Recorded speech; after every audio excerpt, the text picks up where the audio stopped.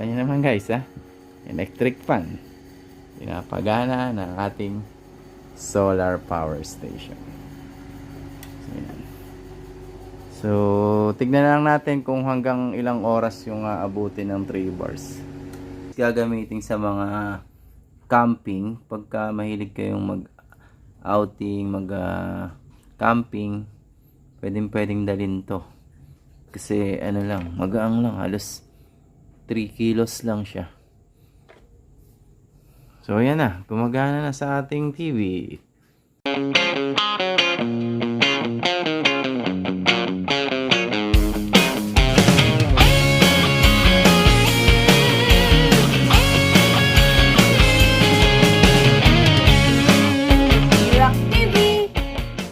Alright guys, mag-unbox ulit tayo ng nabili natin sa Shopee na solar power station. So, buksan na natin.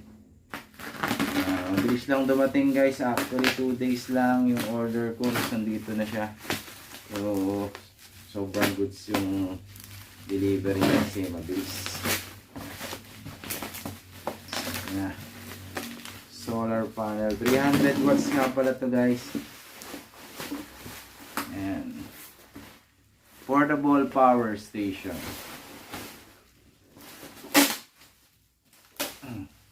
Okay, naka-bubble wrap. Ito na yung pinaka-unit niya. Ito yung pinaka-solar panel. Yan. Tapos, ito yung tornilyo. And ito yung bracket. Ito yung manual. Siyempre babasahin natin siya mamaya kasi hindi tayo pamilyar. Tapos ito ay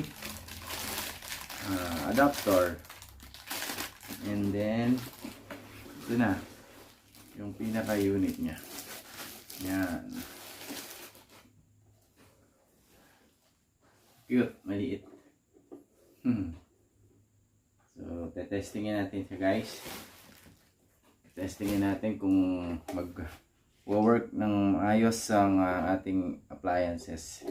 So, 300 watts na siya. So, tingin ko kayang-kaya na nito yung electric fan tsaka mga TV na LED. So, yun.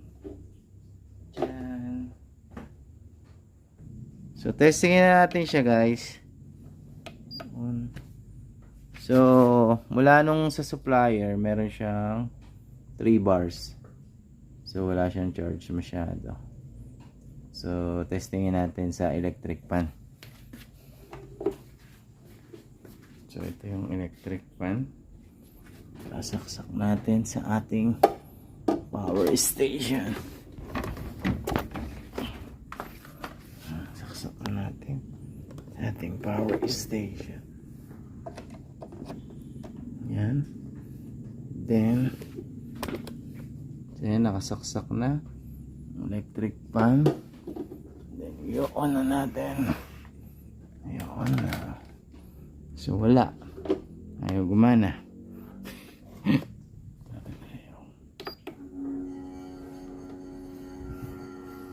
So yan. Nakita nyo naman guys ha. Electric fan. Pinapagana ng ating solar power station. So, tignan lang natin kung hanggang ilang oras yung abutin ng 3 bars. So, update ko na lang kayo guys sa ating power station. And before that pala, subukan na rin natin sa TV para sulit ang ating testing. Try natin sa TV. So, yan. Subukan naman natin sa TV ngayon. Ito ang ating LED TV. Try natin.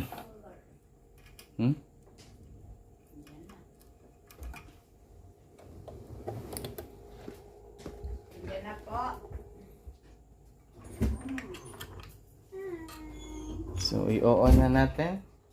Where is the remote?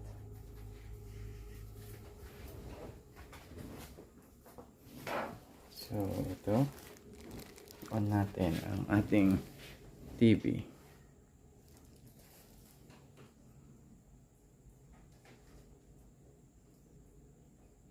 Yan, walang daya.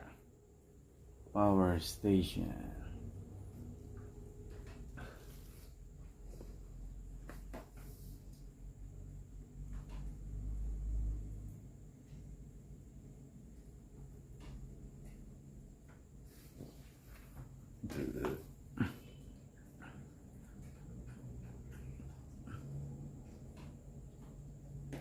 So, pwede rin pala siya guys gagamitin sa mga camping. Pagka mahilig kayong mag-outing, mag-camping, pwedeng dalhin to.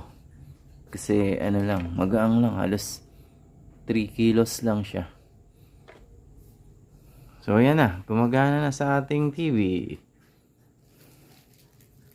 So, yun lang. Galing. Tadaan!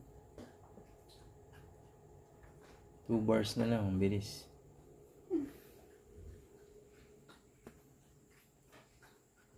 So, nalobot siya guys kahapon kasi hindi siya full charge. Bali, half lang yung battery niya. So, ngayon i-charge natin siya. Subukan natin siyang i-charge. Medyo makulimlim lang ngayon. Pero makakasaga pa rin naman ng energy.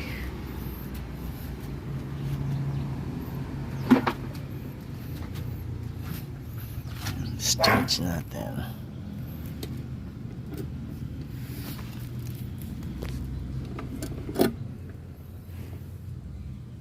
Lang pala yung pangit dito guys kasi wala siyang indicator ng charging. So di mo alam kung nag-charge na siya. So ito na nga pala guys. So bali full charge na yung ating portable generator or portable battery na nabili natin sa Shopee. At itetest natin siya ngayon. Medyo natagalan lang yung charging kasi nag-uulan gawa ng bagyong Christine at ngayon si bagyong Marce. Tapos si bagyong Leon. Susubukan natin siya. Ito guys, tetestingin na natin siya sa electric fan. Switch natin sa AC 220 volts. Saksak natin yung electric fan. Yan. It's working na ang ating electric fan using the portable battery pack. So, yun lang muna guys. See you.